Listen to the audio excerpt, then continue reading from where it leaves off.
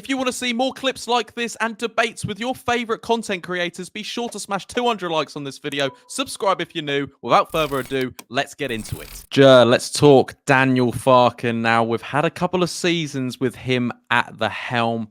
How would you describe Daniel Farke's time at Leeds United? Because it's been quite up and down. Obviously, we've got to a playoff final. We've started this season off all right, unbeaten in the league. So, yeah, what's your thoughts on Daniel Farke at Leeds United so far?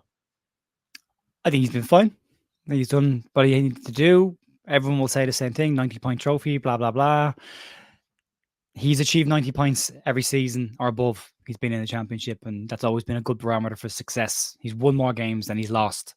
That's success to a degree. Leeds was a basket case at the start of last season.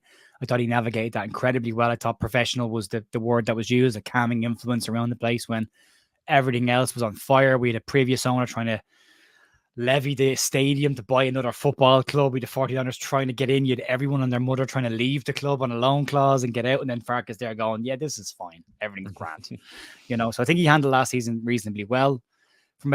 As a manager, I find him incredibly professional. I find what he does to be more often than not the right thing to do. I think his calming approach to most things is bang on the money. I've never been massive I know he's a big fan of tough love with young players. I'm not a fan of that, and especially not publicly. And he does like to talk about young players positively and negatively in the public, which I'm not a big fan of doing. That's that's one area I wish he wouldn't do. Praise in public, criticize in private. That's always the way for me. So, but he only seems to do it with the younger players. That's one area I'm not a big fan of. This football style will come in for question from people quite a lot as well. I have seen glimpses that when this team turns it on to third, fourth, and fifth gear, that this is a bloody good team to watch playing football. Against Sheffield Wednesday, even against West Brom, there were moments in those games we put together some lovely passing patterns and moves. And it was like, this is nice. This reminds me of better times that we had. And then there's a drop off, and we go into a low block and we go into possession mode. And I personally hate possession mode because it's just keeping the ball for keeping the ball's sake. I like possession with purpose, where you keep the ball to try and create space and then you attack. But it's been less and less and less, to be fair to him. There are changes, and he hasn't had the team necessarily that would be his stereotypical type of team. But I think this year he has. I think this year it's very much the DNA of Daniel Farke throughout this team. It's players that he would have wanted, regardless of speculation and rumor. These are players that he would have had on his list. As the manager, he was involved in recruiting these. Same in January with Connor Roberts, and the same in the previous window. So he's put together a squad now that's the bulk of them are his players. He's gotten rid of a lot of players. So for me, this year he's under a different kind of pressure, a new pressure, and the pressure is to get promoted with this team and to start producing performances the fans can get behind and enjoy watching. And that's what you have to do this year, and we'll judge him on that. But so far, so good. There's no excuses this year, so I can't criticize what's happened so far. We started badly and we've sorted it out. Great. We'll see where he goes. But for me, he's the right guy to have at this level. There is a new question to have. Should we get promoted? Then there's a different set of questions that will come up then. What's one thing this season so far? Obviously, I know we're only early days in. As we're recording, we're only, I think, four games in the league in. What's something you've seen this year that maybe we didn't have at the back end of last year? Do you think there's been something new that's come in? Or do you think, obviously, I know we haven't, we had an all right start to season. Obviously, like I said, we're still unbeaten. We had a bit of a slippery start with Portsmouth and Borough in the Cup and things like that. But what do you see an improvement on Daniel Farke's play with the players he's got this season than we saw definitely at the back end of last year? Because we struggled to buy a win at the end of sort of last year until the playoffs came in. Yeah. Kind of ran out of ideas last year when we got to the edge of the box, when players like Cree and Georgie weren't on top of their game, and trying to finish the season with Jorginho Rutter with a hernia problem, which is just... Anyone who's had a hernia, especially a sports hernia, will know how not nice that is to run around with. Even after you've had an operation, it's in a really weird part of the body that your stomach is twisted and turning when you're running. So you feel it all the time. The kind of player Georgie was always at that. Understandable that he struggled a little bit towards the end of the season, but I think Farke was more reliant, and he gets a bit of stick for this, more reliant on certain individuals to dig him out of trouble at times, more so than tactical nous. However, I don't think that's necessarily, people would say that's his style as individuals. I don't necessarily think that is the case. Most good sides have good individuals that they rely on as well. So, but I think this year we've seen a slight change in the play. It's more dynamic. It's both sides of the pitch more often. Like the speed of transition from left to right is quicker. So if we are trying to go down the left hand side where we would have with Cree, if we look at the game against Sheffield Wednesday, we were looking for Ramazani all the time. Sorry, for Solomon down the left all the time. And then when it doesn't happen, it goes straight back in. It was cross to the far side for Nanto to get involved in the game. And you're seeing the ball go left and right and into the channels an awful lot quicker than it did last year. The other area as well is the front three behind the striker are rotating consistently. So you're not seeing Brendan Aronson always in the number 10. You're seeing Nanto in the 10. You're seeing Aronson out right. And that keeps defenders guessing. If you're a left full and you've been going, and there's a right-footed winger going up against you, he's going outside you every single time. And then you put a left winger on the right-hand side, he's going to come inside. So from a fullback's perspective, they get so used to going down one side and turning all the way the same direction that when you change that and go the other way, they can get caught out. And you saw that for Solomon's goal as well. He was going inside, and then he just decides to drop the shoulder and go outside. And that left the defenders for dead. So that's different. That's definitely different. At times, the speeds of transition from back to front have been faster. My concern is Ethan Ampadu in there because he likes to put his foot on the ball and slow the game down. I don't like that. I think we're better when we're fast. I said that last year as well, but I still think this team is better when it's fast. So trying to get Ethan Ampadu to speed things up a little bit would be great. And less of him doing this, him and Joe Rodon telling everyone to slow down, less of that would be great. I don't think everyone should run around the park for 90 minutes like lunatics, but I think the ball can move quickly. So there's some differences there that I've seen. But I would like to see the football become a little bit more fluid again and this drop off become less and less and less, especially in the first half. I know we can't keep going at teams 90 miles an hour, but I do think we can keep the pressure on teams by having tempo changes in the team. And I think we've got a couple now. I think Tanaka, Rothwell are two players that can change the tempo. I think Gruo's been pretty decent this season so far, but not his out and out position. But Farke has now got more circles and circular holes than he has square pegs and round holes like last year. So it should be set up for him to have a better year. There have been some small changes. The tempo needs to just keep on creeping up a little bit. Really good sides don't drop off after they score a goal. They go and they punish you, and then they drop off. And that's what I want to see.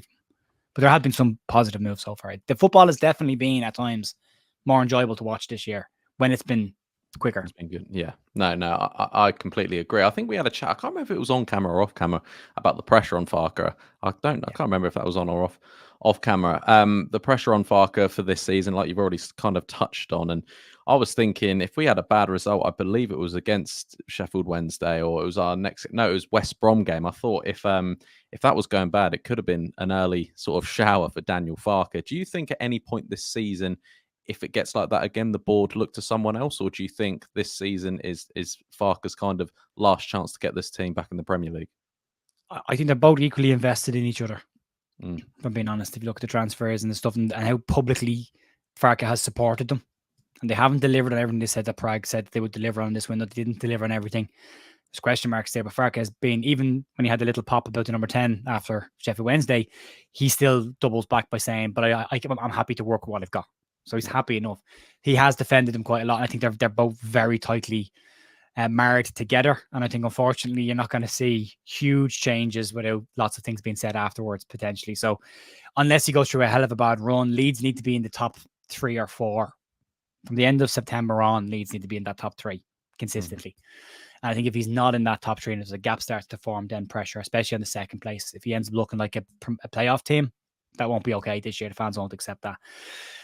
And they won't accept any excuses. Like, he'll say he hasn't got a 10. I think he's got 2. I think he's got Willie Nanto, and I think he's got Brendan Aronson. He's got 2 number 10s. Brendan Aronson, we spent 25 million on in the Premier League to be a Premier League number 10. So he's got one. So to say he hasn't got one, he can't pin his excuses on that. There are no excuses for me. And that's the difference in the pressure this year versus last year. Last year, we could make excuses. And we could all say, some people will say no excuses, but we can. Look at the start of the season. He had no team. This year, they've had a year to get ready for this. So for me, the pressure for him is all expectation pressure, and it will be get us out of this division automatically. End of story.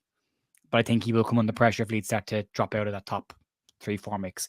Give it till September, though, because end of September, end of this month, before we start to have a decent look, and then you're probably talking end of October, start of November, before you see where the picture's actually going to go, because I don't expect Sunderland and a couple of other clubs to keep up the pace that they've set already.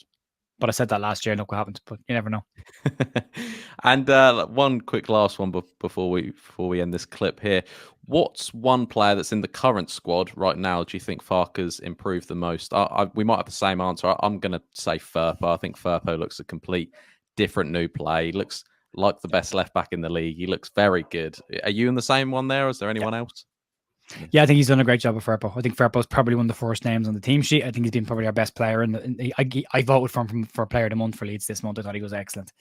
Going forward and defensively, I'm one of a long list of people who criticised Junior Firpo's defense. I think one of the first things I said to start last season was, don't tell me that Junior Firpo's a defender. Stop telling me he's a defender, because he's not. He's not a defender. He's got better at it. He's got really, and I think that's also coincided with the fact that he's had a long run in the team and he's become a very important player. And he's one of the older heads in the dressing room as well. So, everyone else is kind of younger, less experienced. He can give advice to them as well. He's been through a lot of big clubs as well. So, there's a lot that he can pass on to players. So I think he's taken that on. I'm really impressed with Firpo, how he's taken on kind of a leadership role, an unofficial leadership role. He's not part of that group, but you watch him on the pitch. He's one of the first players to start the lap of honor. He's one of the first players to push them over, to talk to people. He's been really, really good, and he seems to be enjoying himself. It's just such a shame that it's now, when his contract's up at the end of the season, it looks like he'll leave at the end of the year. It's a real shame. But I think he's done a cracking job with him. I think he's done some improvements with Nanto, but not a huge amount that we've seen just yet. But just, he's had to do the hard, tough love stuff with Nanto of clipping the wings rather than, gently maneuvering them to get him to do what he wants him to do. But I think he's getting there. And I think Ethan Ampadu has been fantastic in general under Farke as well. So, and we saw last year with Cree and Georgie, he did a cracking job with both of them as well. Consider where they were rated by fans coming into last season and where they were coming out of last season. It's a hell of a job he's done with them, and they give him credit. They do give him credit as well. So, yeah, he has done a good job, and that's the big tester for me with managers and coaches. Can you coach a team to be better than they are? Bielsa did it with that. The more we look back at that team that got out of this division, you think, Jesus Christ, how did you do that? That's not a good team at all on paper. Like this, what we have right now is significantly stronger. But he did that. I look at Eddie Howe as another example of a really good manager who can coach average players to be better players. You look at McKenna at Ipswich has done the same job as well. He's got a different bit of pressure this year as well, but he's coached players. So Farke, for me, has done enough to convince me that he can coach younger players to be better. And Mateo Joseph as well, by the way. He just looks like a very seasoned professional right now, and is working his ass off, which is great to see. So there's a couple there, but I think he's doing a good job as a coach. Yeah.